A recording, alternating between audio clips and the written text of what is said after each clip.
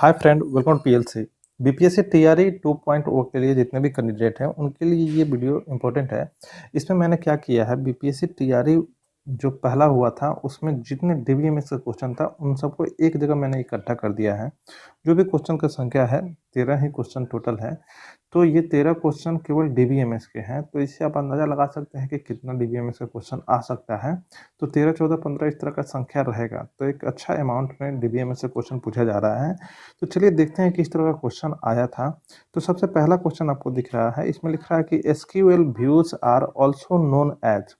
SQL views को virtual table बोलते हैं, ठीक है। जो भी वर्चुअल व्यू क्या होता है, एक तरह का वर्चुअल टेबल ही होता है। दूसरे नंबर जो क्वेश्चन है उस पर आते हैं। देखिए क्या करें कि how many primary keys can be there in a table. एक टेबल में एक ही प्राइमरी की हो सकता है, एक से ज़्यादा प्राइमरी की कभी नहीं होगा। एक टेबल में हमेशा एक ही प्राइमरी की होते हैं। आज ये तीसरे क्वेश्चन पे कह रहा है which of the following is not constant. Constant इसमें प्राइमरी की कॉन्स्टेंट है, नॉट नल भी कॉन्स्टेंट है, यूनियन कोई कॉन्स्टेंट नहीं होता है। तो सही आंसर आपका यही हो जाएगा, ठीक है। यूनियन कोई कॉन्स्टेंट नहीं होता है। 4 नंबर क्वेश्चन पे आते हैं। लिख रहा है कि which of the following is not a valid एग्रीग्रेट function.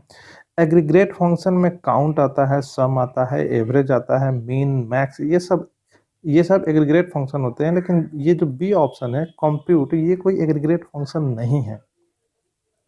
5 number question पे आते हैं। यहाँ लिख रहा है कि if we have not specified A S C D E S C. देखिए जब आप ऑर्डर्ड बाई क्लोज लगाइएगा तो उसमें अगर ए एस सी अगर आप कीवर्ड इस्तेमाल करते हैं तो असेंडिंग ऑर्डर में आपका रिजल्ट दिखाएगा। DESC कीवर्ड इस्तेमाल करते हैं तो डिसेंडिंग ऑर्डर में आपका रिजल्ट दिखाएगा। लेकिन अगर इनमें से ना ही आप ASC लगाते हैं ना ही DESC लगाते हैं तो बाय डिफॉल्ट किस तरह से दिखाएगा रिकॉर्ड आपका, तो बाय डिफॉल्ट ASC फॉर्म में ही दिखाता है। अगर आप लगाना भूल भी जाएंगे तो by default ASC ascending order में ही दिखाता है। 6ठा नंबर क्वेश्चन है जो इस पे देखते हैं क्या है। कह रहा है कि which of the following is true about the having clause. देखिए हैविंग क्लॉज का इस्तेमाल कहाँ किया जाता है, जब हम ग्रुप बाई करते हैं।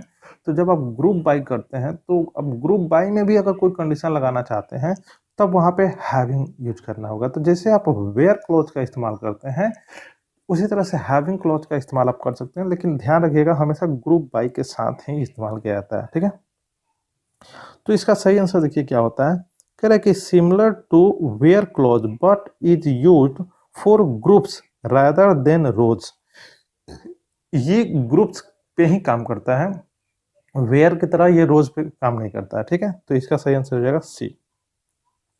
7 नंबर क्वेश्चन में देखते हैं क्या कर रहा है। कह रहा है कि dash clause creates temporary relation for the query on which it is defined. With keyword लगा के आप टेम्पोररी रिलेशन बना सकते हैं। तो इसका सही आंसर क्या हो जाएगा ए। 8वां नंबर क्वेश्चन है, इस पे देखते हैं। कह रहा है कि द एसक्यूएल स्टेटमेंट, ये एक एसक्यूएल स्टेटमेंट है, ठीक है। एक तरह से इसका आउटपुट आपको बताना है। तो the SQL statement select round.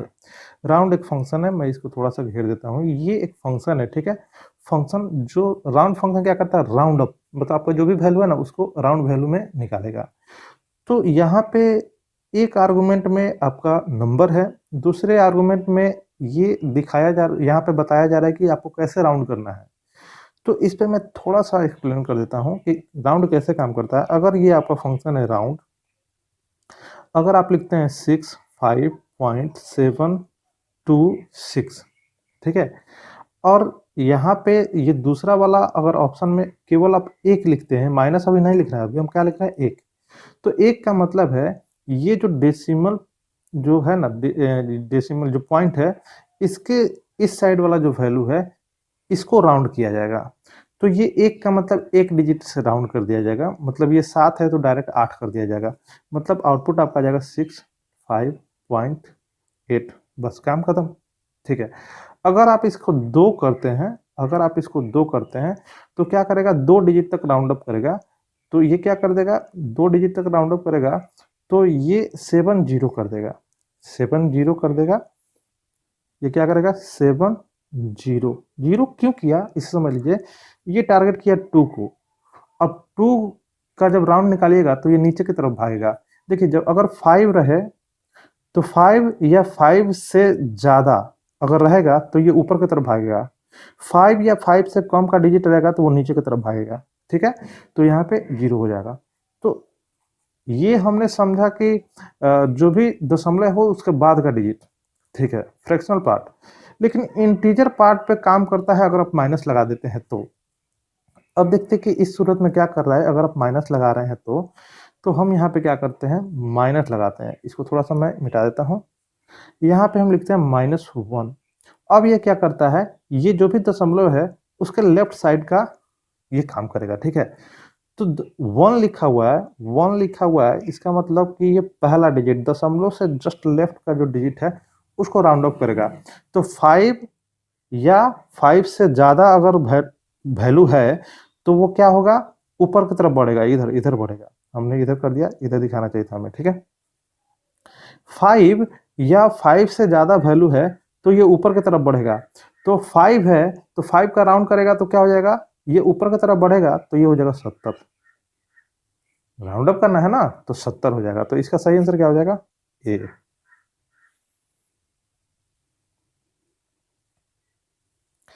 9 number question पे आते हैं। कह रहा है कि dash command makes the updates performed by the transaction permanent in database. देखिए डीबीएमएस में आप मान लीजिए कि एसक्यूएल कमांड वगैरह रन करा रहे हैं, डीबीएमएस में बहुत सारा ऑपरेशन परफॉर्म कर दिए एसक्यूएल का कमांड आप दे देकर, तो उसके बाद एक फाइनल कमांड आपको देना होगा, कमिट कमांड। कमिट कमांड करने से क्या होगा, जितना अभी तक आपने ट्रांजेक्शन किया है, जितने आपने काम किया है, उन सारे काम को सेव करना चाहते हैं, मतलब उन सबका परमानेंटली सेव करना चाहते हैं, तो आपको कमिट कमांड का इस्तेमाल करना होगा। तो कमिट कमांड जो भी आपका अपडेट है उसको परमानेंट कर देता है। 10 नंबर क्वेश्चन देखते हैं। तो देखिए 10 नंबर क्वेश्चन में क्या कह रहा है कि which of the following is the basic approach for joining table.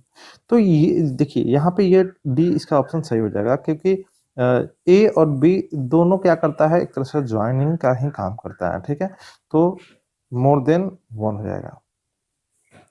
11 number question पे हम लोग आते हैं। तो क्या कर रहे हैं, which of the following is not a feature of DBMS. DBMS का फीचर कौन नहीं है, तो सी नहीं है, सिंगल यूजर एक्सेस ओनली। देखिए डीबीएमएस हमेशा इस्तेमाल किया जाता है मल्टी यूजर इन्वायरमेंट में, तो ये कोई फीचर नहीं है, ठीक है। अब आते हैं 12 नंबर क्वेश्चन पे। देखिए 12 नंबर क्वेश्चन बहुत ही थोड़ा सा एक लेवल का क्वेश्चन है, एक अच्छा सा स्टैंडर्ड लेवल का क्वेश्चन है। देखिए क्या कर रहा है, the value of appearing in given attributes of any table in the referencing relation must likewise occur in specified attributes of at least one tuple in the referenced relation according to dash integrity constant. तो रिफरेंशियल integrity constant इसका सही answer होगा। इस चीज़ को समझने के लिए हम यहाँ पे कुछ बनाकर रखे हुए हैं पहले से, ताकि समय थोड़ा सा बच जाएगा। यहाँ पे पहले समझिए कि रिफरेंस्ड रिलेशन क्या होता है, रेफरेंशियल रिलेशन क्या होता है, फिर आपको हर चीज़ समझ में आ जाएगा। देखिए यहाँ पे मैंने 2 टेबल लिया है, थोड़ा सा 2-3 मिनट लेकर इस चीज़ को समझाता हूँ।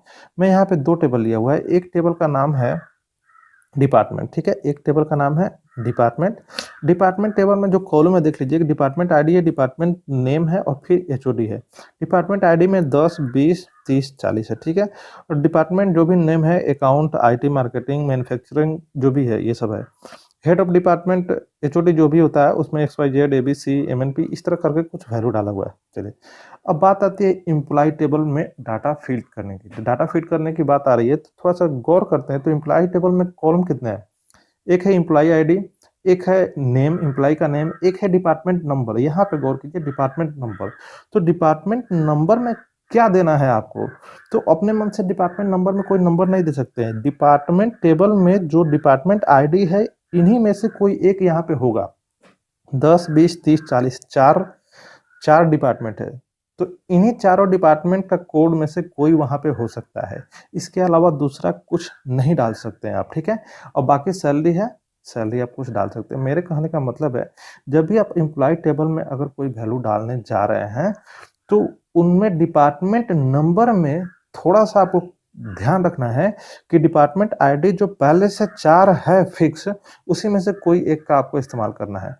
तो यही चीज कहलाता है इंटीग्रिटी कांस्टेंट। तो ये इंटीग्रिटी कांस्टेंट कैसे अप्लाई होता है, जब आप एक टेबल को दूसरे टेबल से एक रिलेशन बना देते हैं, जैसे कि ये टेबल का जो भी डिपार्टमेंट आईडी है, ये तो प्राइमरी की है।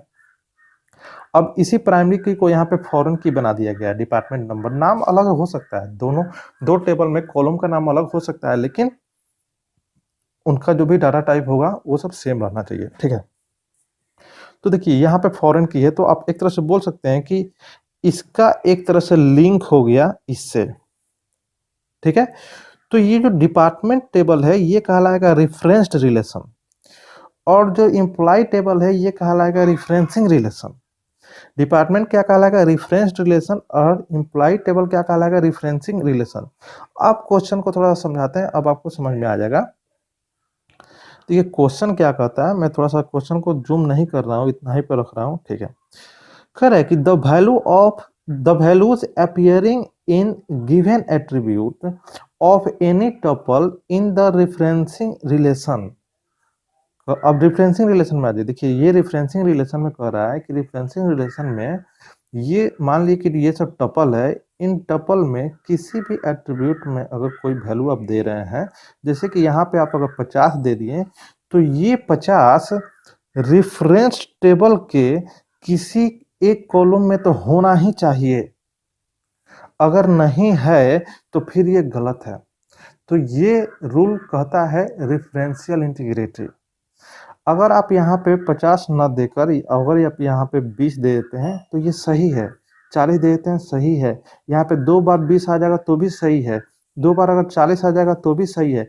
लेकिन इसके अलावा इन चारों 10, 20, 30, 40 के अलावा कोई तीसरा या चौथा वैल्यू आप नहीं डाल सकते हैं। मतलब 4 वैल्यू है, इसके अलावा कोई 5वां वैल्यू आप नहीं डाल सकते हैं। तो यही रिफरेंशियल इंटीग्रिटी कहता है। अब आते हैं लास्ट क्वेश्चन जो है 13 नंबर, इस पे आते हैं, ठीक है। 13 नंबर क्वेश्चन क्या कर रहा है कि which one of the following would breach the integrity of a system. तो इसका सही आंसर हो जाएगा full access right. B number इसका सही आंसर हो जाएगा, full access right for all user.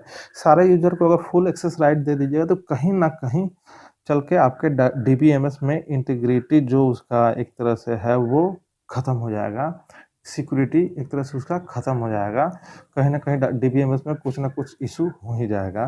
तो ये आपका जो इंटीग्रिटी है उसको ब्रीच कर देगा अगर आप सारे एक्सेस सारे यूजर को दे देते हैं तो ये हो गया लास्ट क्वेश्चन। चलिए मिलते हैं नेक्स्ट वीडियो में। अगर अच्छा लगा तो प्लीज़ लाइक कीजिएगा और देखने के लिए धन्यवाद।